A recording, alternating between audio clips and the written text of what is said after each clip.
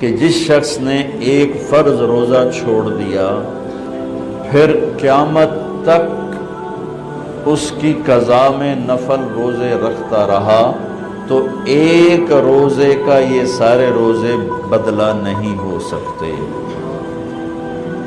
ایک نماز چھوڑ دی اور پھر اس کی قضا میں قیامت تک نفل پڑھتا رہا تو فرض نماز کی ایک رکعت کے ایک سجدے کے برابر بھی نہیں ہے۔ فرض میں اتنی طاقت ہے تو اللہ کی رحمت کیسے متوجہ ہوتی ہے کہ رمضان کے مہینے میں اللہ فرماتے ہیں میرے محبوب کی امت ہے، ایک فرض کو 70 کے برابر کر دو، اور پھر فرماتے ہیں نفل کو فرضوں کے برابر کر دو، اور پھر فرماتے ہیں جو رات کو تراویح پڑھے گا دن میں روزہ رکھے گا آخری رات اسے ایسے دھو دوں گا، دھو کے پاک کر دوں گا کہ اس کے ذمے گناہ کا ایک ذرہ بھی باقی نہیں بچے گا، سب گناہ اللہ تعالیٰ اس کے معاف فرما دے گا۔ اور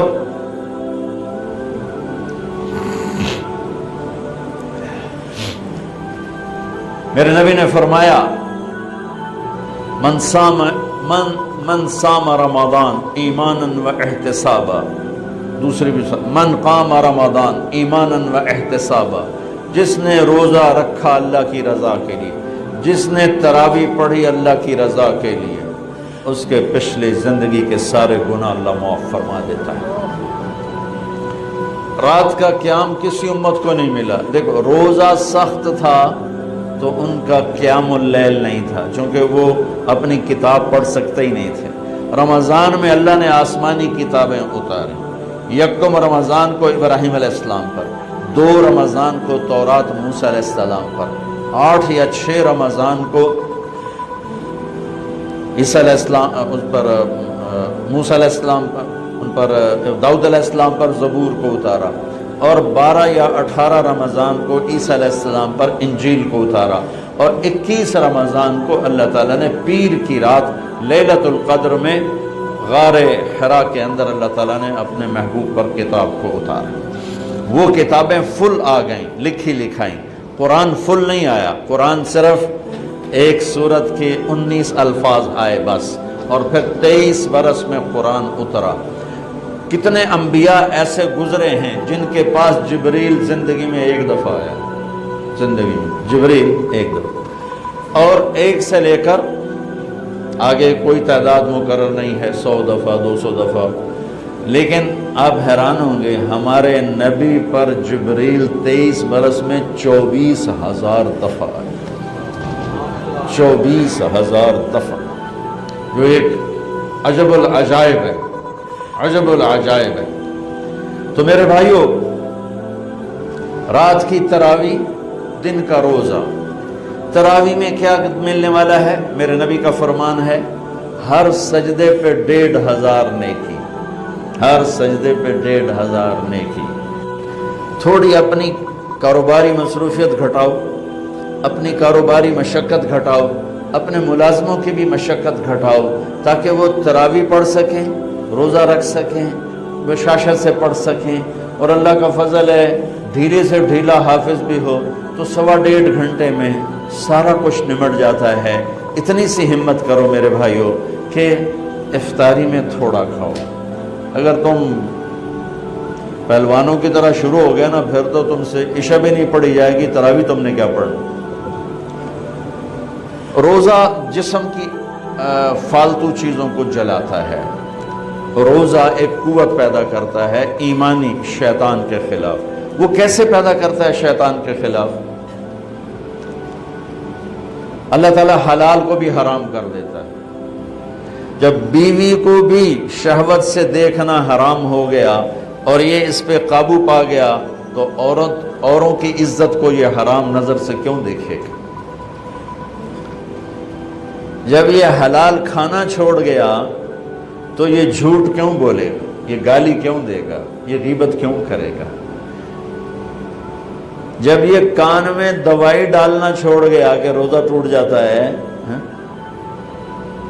تو یہ اوروں کی غیبت کیوں سنے گا، اوروں کی برائی کیوں سنے گا؟ جب یہ آنکھ میں دوائی نہیں ڈالتا ہے کہ وہ حلق میں جاتی وہاں سے وہ پیٹ میں چلی جاتی ہے، روزہ ٹوٹ جاتا ہے، تو یہ ان آنکھوں سے غلط کیوں دیکھے گا؟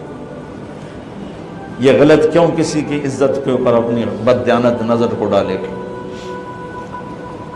تو جب یہ اندھیرے میں بند کمرے میں ٹھنڈا پانی پڑا ہوا ہے اور ہاتھ نہیں لگاتا ہے اور اللہ کا دھیان اسے یاد ہوتا ہے کہ اللہ دیکھ رہا ہے، نہاتے ہوئے ہونٹ بند کر رہتا ہے کہ کوئی پانی کا قطرہ منہ میں نہ چلا جائے اور میرا روزہ نہ ٹوٹ جائے، خراب نہ ہو جائے، تو یہ جب اللہ کا اتنا دھیان اس کو نصیب ہو جاتا ہے کہ اللہ دیکھ رہا ہے، ورنہ کیا کسی کو کیا خبر کہ میں 2 گلاس پانی پیتا یا میں پیاس سے بول رہا ہوں۔ تو جب وہ اللہ کو اتنا اپنے دھیان میں لے آتا ہے کہ اللہ دیکھ رہا ہے، میں پانی نہیں پیوں گا، اللہ دیکھ رہا ہے، میں بیوی کو ہاتھ نہیں لگاؤں گا، اللہ دیکھ رہا ہے، میں کسی کی عزت پر بری نظر نہیں ڈالوں گا، اللہ دیکھ رہا ہے، میں کسی کی برائی نہیں سنوں گا، اللہ دیکھ رہا ہے، میں کسی کی برائی نہیں کروں گا، تو پھر جب یہ بازار میں جائے گا تو جھوٹ تو نہیں بولے گا، جب یہ تولے گا تو غلط تو نہیں تولے گا۔ ہاں یہ الگ بات ہے، بہت سے مجھے ملے کہ جب رمضان میں جھوٹ چھوڑ دیتے ہیں، اس کے بعد پھر شروع ہو جائے گی۔ رمضان میں رشوت نہیں لیتا ہوں، اس کے بعد پھر شروع ہو جاتا ہے۔ تو چلو شکر ہے 1 مہینہ تو مسلمان رہتے ہیں۔ اچھا اس کی وجہ کیا ہے کہ رشوت خور کہتا ہے جی رمضان میں نہیں، جی نہیں، رمضان میں جھوٹ نہیں بولنا، رمضان میں صحیح تولنا ہے، رمضان میں غلط نہیں تولنا ہے۔ کیوں؟ شیطان قید ہو جاتا ہے۔ رمضان میں نمازی کیوں بڑھ جاتے ہیں؟ شیطان قید ہو جاتا ہے۔ کسی امت کو یہ نہیں ملا کہ رمضان میں شیطان قید کیے جائیں، اس امت کو ملا رمضان میں شیطان قید ہو جاتے ہیں۔ کسی امت کو یہ نہیں ملا کہ رمضان میں جہنم کے دروازے بند ہو جائیں، اس امت کو ملا ہے رمضان میں جہنم کے دروازے بند ہو جاتے ہیں، جنت کے دروازے کھل جاتے ہیں۔ کسی امت کو یہ نہیں ملا کہ ان کے لیے ہر مخلوق دعا کرے، رمضان کے مہینے میں اس امت کو یہ ملا ہے کہ ان کے روزہ رکھنے والوں کے لیے چونٹیاں بھی دعا کرتی، پرندے بھی دعا کرتے ہیں، مچھلیاں بھی دعا کرتی ہیں، ہوائیں دعا کرتی ہیں، ہر شے دعا کرتی ہے روزہ رکھنے والے کی۔ اس امت کو ملا۔ کسی امت کو یہ نہیں ملا کہ آخری رات ان کی سب کی بخشش ہو جائے، اس امت کو ملا ہے کہ رمضان کی آخری رات سب کی بخشش ہو جاتی۔ کسی امت کو یہ نہیں ملا کہ جنت کی حوریں انہیں روزوں میں یاد کریں، اس امت کو ملا ہے کہ اللہ تعالیٰ جنت کو کہتا ہے کہ تو تیار ہو جا، میک اپ کر لے، میرے بندے آ رہے ہیں، دلہن بن جا، سج دھج کے مجھے دکھا دے تاکہ میں اپنے بندوں کو پیش کروں تحفے کے طور پر۔ یہ ہے تمہاری بھوک کا بدلہ، یہ ہے تمہاری پیاس کا بدلہ۔ بھوک پیاس، یہ ایک لغت کی بات یاد آ گئی۔ جس گھوڑے کو جنگ کے لیے تیار کیا جاتا تھا، جیسے آج بھی جن گھوڑوں کو ریس کے لیے تیار کرتے ہیں، انہیں تھوڑا کھلاتے ہیں، انہیں زیادہ بھگاتے ہیں۔ اور ہمارے بھی بچپن میں جب گھوڑوں کا دور تھا، ہمارے والد صاحب کے پاس ماشاءاللہ گھوڑے ہوتے تھے بڑے خوبصورت، تو ان گھوڑوں کو جب وہ تیار کرتے تھے سواری کے لیے تو پہلے ویسے ہی بھگا رہے ہوتے تھے۔ 2-4 جو ماہر لوگ تھے آج بھی میری نظروں میں آ گئے ہیں، اب تو سب قبروں میں چلے گئے، تو وہ گھوڑے کو بھگا رہے ہیں۔ میں کہتا ہے ایویں انہوں بجائی جاندے نے کی چھوٹے چھوٹے بالکل، اور پھر اس کے پیچھے نا ایک لکڑی وزن دار ڈال کے پھر اس کو خود اس لکڑی پہ بیٹھ کر پھر اس کو بھگا رہے ہیں۔ یہ کیا ہے اس کو سواری کے لیے تیار کر رہے ہیں۔ اگر پہلے دن ہی کاٹھی رکھ دو تو چاکے وہ مارے گا۔ تو جس گھوڑے کو جنگ کے لیے تیار کر دیا گیا ہو، یا آج کے دور میں سمجھ لو جس گھوڑے کو ریس کے لیے تیار کر دیا گیا ہو کہ یہ ریس کے لیے تیار ہے، اس کو کہتے ہیں خیل صائم، فرس صائم، روزے دار گھوڑا۔ روزے دار گھوڑے کا کیا مطلب ہے کہ یہ گھوڑا بھوک برداشت کر سکتا ہے، پیاس برداشت کر سکتا ہے، لمبی ریس کی تھکن برداشت کر سکتا ہے، دشمن سے بھڑ جائے تو تلواروں کی کاٹ برداشت کر سکتا ہے۔ اس کو خون بہتا بھی دکھایا جاتا تھا، گھوڑے کو خون بہتا دکھایا جاتا، زخم لگا کے اوروں کو، جانوروں کو زخم لگا کے دکھایا جاتا تھا کہ اس کی آنکھ زخم دیکھے، خون دیکھے۔ ایک عرب شاعر کا شعر یاد آ گیا، یدعون عنتر والرماح كأنها اشتان بیر فی لبان الادهم ما زلت ارمیہم بغرۃ وجهه ولبانه حتى تسربل بالدم، کہ میں نے آج وہ کر کے دکھایا کہ دشمن کے خون سے میں نے بھی کپڑے پہنے اور دشمن کے خون سے میرے گھوڑے نے بھی کپڑے پہن لیے، یعنی دونوں ہم سرخ سرخ ہو گئے، خون آلود ہو گئے کہ میرا گھوڑا بھی سارے کا سارا پوری شلوار قمیض ہی اس نے خون کی پہن لی تھی، اس کو کہتے تھے خیل فرس صائم۔ تو یہ روزہ ہمیں جنگ کے لیے تیار کرتا ہے۔ کون سی جنگ؟ شیطان کے خلاف۔ اور دوسرا کہتے تھے سامت الریح، عرب میں ہواؤں کے جھکڑ بہت چلتے تھے، طوفان بہت آتے تھے، تو وہ اس میں بہت پریشان ہوتی تھی۔ ہمارے ہاں مئی میں بہت زیادہ آندھیاں چلتی تھی، جب درخت بہت ہوا تو درخت ہی کاٹ کے رکھ دیے، درخت بہت ہوا، آندھیاں بہت چلتی تھی، اب تو بہت کم ہو گئی برائے، پھر بھی مئی میں کچھ نہ کچھ چلتی ہیں۔ تو جب وہ چلتی ہے تو ایک مصیبت بن جاتی ہے، تو جب وہ کھڑی ہوتی ہے تو سکھ کا سانس آتا ہے۔ تو جب وہ ہوا کے جھکڑ بند ہوتے تھے تو عرب کہتے تھے سامت الریح، شکر ہے ہوا نے روزہ رکھ لیا، یعنی ہوا تھم گئی، ہوا تھم گئی۔ اب اس کو یہاں فٹ کیسے کیا ہے علماء نے کہ انسان کے اندر نافرمانی کے جھکڑ چلتے ہیں، جھوٹ کے، ظلم کے، بدکاری کے، فحاشی کے، نشے کے، سستی کے، رشوت کے، بار بار نام لینے سے بھی طبیعت خراب ہوتی ہے، نافرمانی کے طوفان اٹھتے ہیں، طوفان اٹھتے ہیں۔ یہ کیا کرتا ہے؟ روزہ رکھتا ہے، نظر جھکاتا ہے، ہاتھ جھکاتا ہے، زبان پہ قابو پاتا ہے، شہوت پہ قابو پاتا ہے، حلال کو چھوڑ دیتا ہے۔ تو وہ پورا مہینہ جب اس پریکٹس سے گزرتا ہے کہ نظر کو بچاتا ہے، کانوں کو بچاتا ہے، زبان کو بچاتا ہے، حلال کھانے، حلال بیوی سے بچتا ہے، تو اللہ اس کے اندر شیطانی طوفانی ہواؤں سے ٹکر لینے کی طاقت پیدا کر لیتا ہے، اور یہ اس کے سامنے کھڑا ہو جاتا ہے، ڈٹ جاتا ہے۔ لیکن کیونکہ ہمارا روزہ شکر ہے فرض جو رکھتے ہیں ان کو مبارک ہو، بہت مبارک ہو۔ جو میرے بھائی سست ہیں اللہ کرے وہ بھی رکھ لیں کہ یہ بہت بڑا سرمایہ ہے، بہت بڑی دولت ہے۔ اللہ تعالیٰ یہ ہمیں نصیب فرما دے کہ رات کی تراویح اور دن کا روزہ، یہ اس کے اندر ایک طاقت پیدا کرتا ہے شیطان سے ٹکرانے کی اور غلط چیزوں سے ٹکرانے کی، اس کے اندر اللہ تعالیٰ قوت پیدا فرما دیتا ہے۔ اور رات کو تراویح کا جو روزہ، تراویح کا جو سجدہ ہے 1500 نیکی ہے، 1500۔ کچھ لوگ 8 پڑھتے ہیں، ان کے پاس بھی دلیل ہے، کوئی بات نہیں، ٹھیک ہے۔ ہم 20 پڑھتے ہیں تو ہمارے پاس بھی صحابہ کی دلیل ہے، ٹھیک ہے۔ لیکن بھائیو 8 سے 10 کر دینا کوئی منع نہیں، 8 کو 12 کر دینا کوئی منع نہیں۔ صحابہ کے دور میں جب اللہ کے نبی تشریف لے گئے تھے دنیا سے، تو مکے والے کیا کرتے تھے؟ 4 تراویح، یہ جو ہم 4 تراویح کے بعد بیٹھتے ہیں نا، ترویحہ، آرام کرنا۔ تراویح کا نام بعد میں پڑا، اس کا صحابہ کے دور میں اس کا نام ہے قیام اللیل، قیام رات کا قیام، جیسے حرم میں آخری 10 دن میں ہوتا ہے قیام اللیل۔ تراویح اس کا نام پڑا بعد میں، اللہ کے نبی کے بعد مکے والوں نے کیا کیا کہ وہ 4 تراویح پڑھتے تھے اور پھر ایک طواف کرتے تھے، تو بشاشت بھی آ جاتی تھی اور طواف بھی چھوٹا سا ہوتا تھا، مجمع بھی تھوڑا سا ہوتا تھا۔ 80s میں گیا تو تھوڑا سا مجمع ہوتا تھا، 5-7 منٹ میں طواف ہو جاتا تھا۔ تو طواف کرتے پھر 4 تراویح پڑھتے، پھر طواف کرتے پھر 4 تراویح پڑھتے، تو اس طرح کرتے کرتے کرتے کرتے ان کی سحری کا وقت ہو جاتا، جا کے سحری کھاتے، فجر پڑھتے، اشراق پڑھ کے پھر آرام کرتے۔ مدینے والوں نے سوچا کہ وہ تب ہر 4 تراویح تو بعد سجدہ طواف کر دیں، ہوں آپا کی کریے؟ انہوں نے کہا ہم ڈبل تراویح پڑھیں گے، تو انہوں نے 40 رکعت شروع کر دی۔ تو رات کی نماز میں کوئی ایسی پابندی نہیں کہ اس کے اوپر نہیں پڑھ سکتے۔ قیام اللیل مثنا و مثنا، رات کی نماز 2 رکعت ہے، اور جب ختم کرنا چاہو تو ایک وتر کے ساتھ اسے ختم کر دو۔ تو مدینے والے 40 تراویح پڑھتے تھے۔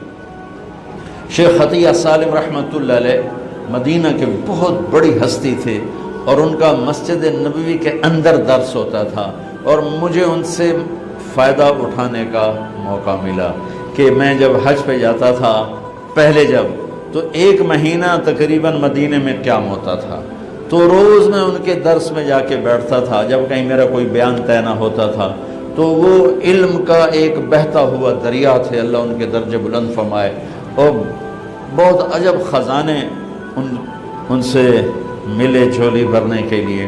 انہوں نے کتاب لکھی ہے صلاۃ التراویح، تراویح کی نماز۔ کس بات پہ لکھی ہے فرمانے لگے کہ میں دیکھتا ہوں 8 تراویح پڑھنے کے بعد بہت سے لوگ پیچھے جا کے بیٹھ جاتے ہیں، اور یہ نادان لوگ ہیں جو 8 تراویح پڑھ کے اور پیچھے جا کے بیٹھ جاتے ہیں۔ میں ان کے لیے یہ کتاب لکھ رہا ہوں کہ بے شک یہ بھی روایت ہے 8 تراویح کی اور 20 کی بھی، اور اس کی کوئی ایسی پابندی نہیں کہ 8 کے بعد پڑھنی ہی کوئی نہیں، میں جتی چاہ کے دوڑے جاندے رہے جی میں مغروب بدلے کوئی نہ پڑھ آ گیا۔ یہ قیام اللیل یہ بندگی کی رات ہیں، یہ بندگی کی راتیں ہیں، یہ عبادت کی راتیں ہیں۔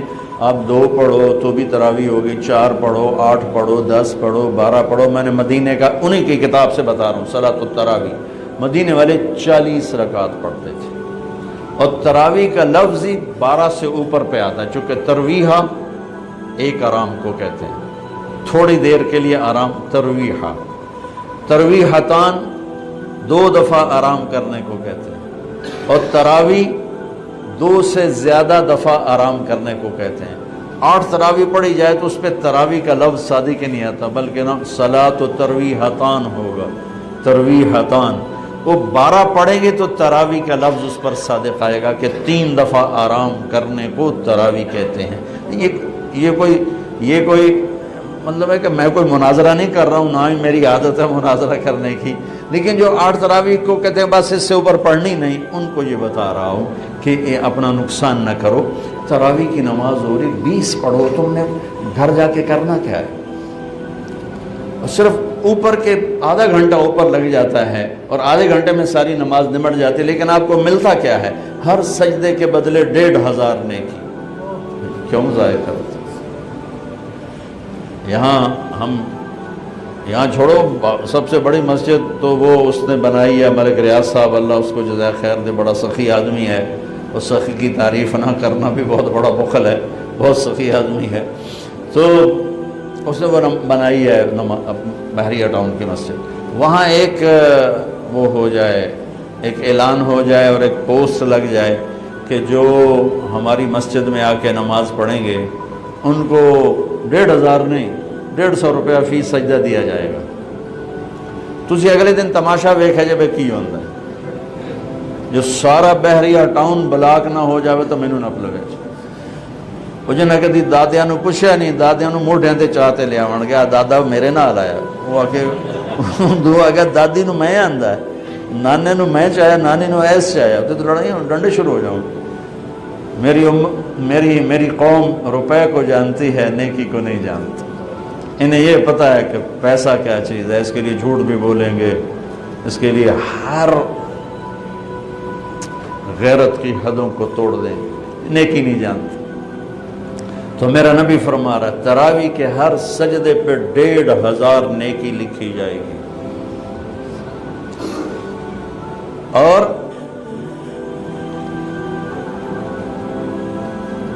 تراویح کے ہر سجدے پر جنت میں ایک گھر ملے گا جس کے 60,000 سونے چاندی کے دروازے ہوں گے۔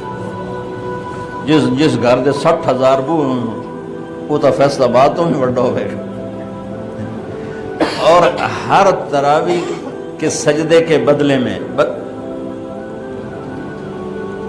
ایک درخت لگے گا جنت میں جس کے نیچے 100 سال عربی گھوڑا دوڑ سکے۔